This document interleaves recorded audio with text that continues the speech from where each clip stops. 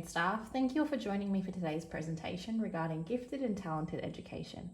As a recent university graduate, I do have some contemporary insight on this topic, which I'm excited to share.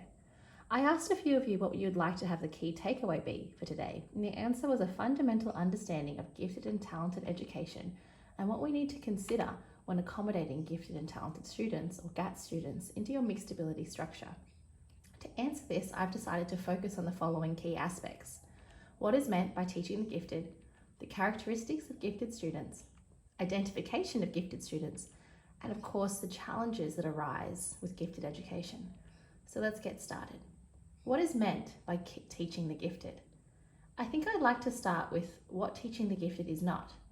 Many people, teachers and otherwise, often have this preconceived idea of what gifted and talented education may look like. I found this article from the National Association for Gifted Children, which argues the controversial statement that gifted is not good. It's also not bad. Cragen argues that gifted is not a valued statement.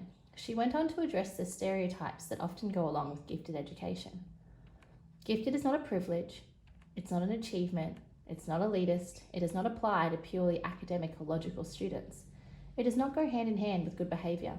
And now this is a really important one. Cragen stresses that this is assumption or myth could be the most damaging to a gifted child's potential, and it's that gifted children often won't do just okay on their own. We're going to revisit this shortly. So gifted and talented students are in fact special needs students.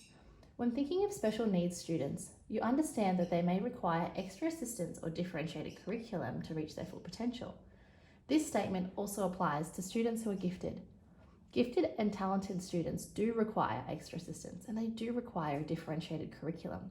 The difference is that curriculum must be tweaked to nurture their individual gifts and talents. When looking through a lens of special and inclusive education, we can note some obvious discrepancies between support systems. For example, students with lower IQs have a plethora of support available to them. This includes financial support, government-funded specialists, schools for specific purposes, NDIS funding, and many more. However, children who have higher IQs have very little support. In some cases, a knowledgeable and well-equipped teacher may be a gifted child's only support system. Now, this lack of programming, knowledge, and practices for gifted and talented students has been described as the quiet crisis. Let us return to the myth that gifted and talented students will simply do okay on their own. Students with unrecognised abilities are not having their needs met. They may be bored, have low attendance due to disengaging with classroom content. They may not develop positive study attitudes, and they're not challenged. They may be embarrassed or feel misunderstood by uninterested and unsympathetic peers and teachers. Some give up on school entirely, dropping out as soon as they're legally able to. Research shows that 10 to 20% of high school dropouts are in fact gifted students. Now, unfortunately, there's no universally accepted definition for gifted and talented. Originally, the definitions would surround measures of IQ and general exceptional intellect, but now there are many reasons that these definitions are outdated. And as well, and as we get into the next three topics, you may understand why a universally accepted definition would prove difficult or impossible to establish. Now, I could have pulled some definitions from international countries or giftedness programs. However, as we are all wondering what do we need to do in our classroom, I thought what a better place to turn than the Australian curriculum of ACARA. Now, in 2015, ACARA noted that Garnier's differentiated model of giftedness and talent provides research-based definitions of giftedness and talent that are directly and logically connected to teaching and learning. If you see on the left, the model shows that gifts are defined by natural abilities such as intellectual, creative, socio-affective, or sensomotor. Talents are rather systematically developed. Due to the limits of time, I'm not going to be expanding on this model too much, though I do really highly recommend that you familiarise yourself with it. However, ACARA's most updated stance on defining giftedness and talent accepts the ambiguity of the topic and does not provide or support an official definition. It does, however, provide teachers with a handy infographic. This effectively reminds us to keep a holistic and multidimensional perspective of giftedness. You'll see 2 to 5% of GAT students have a learning disability. They don't always excel. Giftedness doesn't guarantee success. Giftedness can be physical, intellectual, creative, social, perceptual. and up to 10% of your class could be GAT students. Rather than gifted, Renzulli and Rees use the term gifted behaviours. I also prefer this term, or potentially gifted, as students can display different tendencies and behaviours which are characteristic of gifted students. Giftedness does not automatically equate success. It's only with the proper guidance and nurturance will potentially gifted children thrive. Now this leads me to my next point. What are the characteristics of these potentially gifted students? In the Senate to Inquiry into Education of Gifted Students, the authors tell of a story about a parrot. They viewed the parrot at a farm with their child. The parrot had come from a good home, but it had unfortunately had a cage that was too small. Due to this reason, the parrot had plucked out all of its feathers, displaying signs of neurosis. The reason I'm using this excerpt is this. If given large, enriching aviaries to explore, our most gifted students are going to thrive.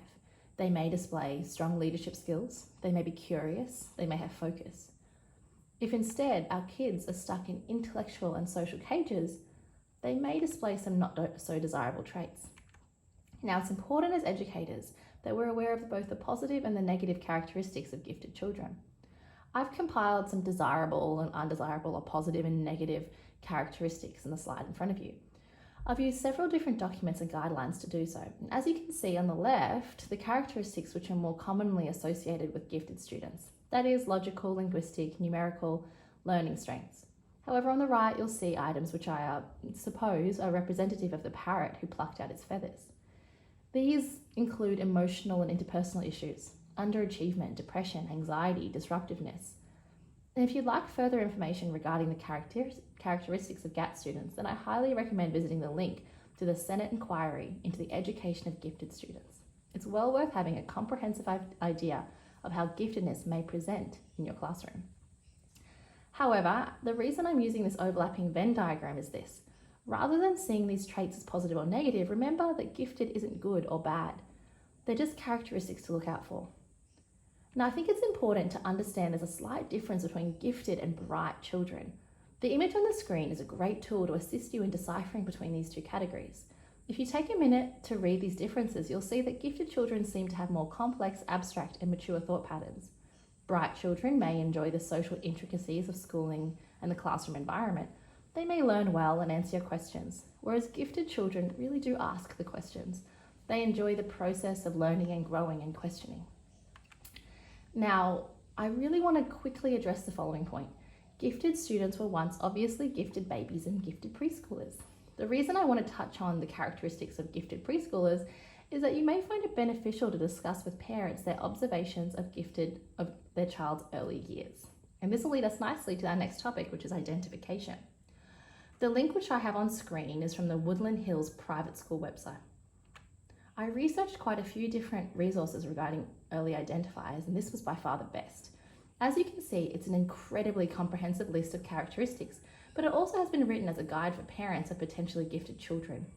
I highly recommend saving this link and keeping it as a resource in your toolkit.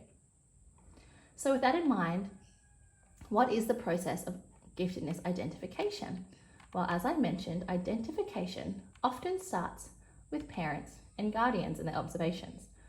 You have your checklist provided and you're able to ask questions about the child's personalities and abilities. Parents are effective nominators and identifiers of giftedness. Now, school has no current system in place for identifying GAT students. However, I'm going to briefly outline the most commonly used model of GAT nomination, and that is Renzulli's talent pool identification. The first step is to use scores. Students who score above this 92nd percentile are nominated to a gifted program without question. A teacher is then able to nominate. Teacher-nominated students may display characteristics or signs of potential. However, there is a tendency for teachers to nominate children who present with more positive characteristics, as I mentioned earlier. There's also alternative pathways, which include parent nomination, self-nomination, and peer nomination. Then there's special nominations, which previous or non-classroom teachers are able to nominate children based on unusual strengths in particular areas. For example, highly creative kids or strong leaders. All nominations besides the first are reviewed by a specialist and knowledgeable screening committee. By casting a large net, you're able to lower the chances of a student's potential giftedness going unrecognised. Another option you have with identification is intelligence or aptitude tests. I've done some research, and most child psychologists in our area use the Wechsler scale of intelligence. This broadly identifies verbal comprehension, visual spatial reasoning, fluid reasoning, working memory, and processing speed. Though there are many tests available, I'd probably focus on understanding the scale, as it's the one you're more likely to come across. Now let's move on to the challenges associated with gifted education. There are quite a few that can occur, but for the purpose of keeping things short and simple, I'm going to be addressing a few which are more likely to present in your classroom. One is understanding the individual learner and their needs. No two gifted children are affected by their giftedness in the same way. Where do they thrive? Where do they lag behind? As educators, we really need to accept their differences, assess and understand their individual strengths and weaknesses, watch their behaviour and act accordingly. You may want to look into profiling your students and in understanding what kind of GAT student they are presenting as. The article by Neihart and Betts includes a table where you can apply your students' characteristics and behaviours to find their type. And then you can accommodate accordingly. You can find that in the reference list, just like everything else. Now, managing classroom demands. This is the next step, or next challenge. If you look, you're going to find plenty of information regarding gifted or programs or classes specifically for GAT students. However, as we have our GAT students integrated into our mixed ability classrooms, this presents as a new challenge of our own capacity and capability. The good news is you don't have to supply a whole new task and curriculum for your gifted students. However, you don't want to just give them more of the same work. The trick is differentiation. You can take your classroom curriculum and differentiate it by tweaking the content covered, the process or the activity or the final product. Thus, students are able to feel included in their homeroom classroom, as well as feel challenged to reach their full potential. However, the last challenge you'll find is an incredibly common and major concern when educating the gifted, that is underachievement. The underachieving child represents both society's greatest loss and its greatest potential. As I have mentioned earlier, there is a great risk of gifted students to go unrecognised and unsupported and eventually leave school due to monotony, social issues and more. Here are some reasons that a child may underachieve that we should be aware of. Low self-efficacy, I can't say this word, efficacy. A child's capability to judge their abilities in completing a task. Sorry about that, I have practiced. The forced choice dilemma. So the student feels he or she has to choose between group acceptance and achievement. Double labeled students, so gifted students who have a physical or learning disability, Asperger's syndrome, ADD, ADHD, ODD, or any other diagnosis that may affect their performance and mask their high potential. Perfectionism, boredom, dominant visual spatial learners. Now this is interesting. Some students think in pictures but struggle with the task of putting images into words, which in turn affects their achievement. Metacognition and cognitive inefficiency. That's thinking about thinking. Low self-esteem, social or school ideology, or family ideology. That is, the beliefs and structures and ideologies of those who are closest to them, and in turn affect their perception of education and achievement.